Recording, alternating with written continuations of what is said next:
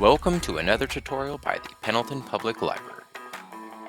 During this digital DIY, I'll demonstrate how you can update and test your text message notifications. First, visit our website at pendletonlibrary.com. Then select Search for a Book.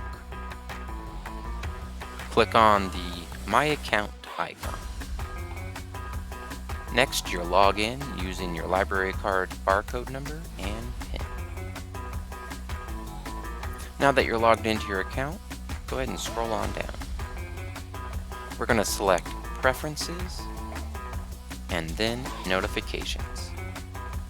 Now we should be at the Notification Preferences page. Scroll down a bit, please. Here you can edit your mobile carrier option and phone number. There's also a button where you can test whether your text message notifications are working correctly or not. You should receive a test text message just like this afterwards. And then you should start receiving your text message notifications directly to your phone. Thank you for watching. Be sure to subscribe to our YouTube channel for more Pendleton Public Library content.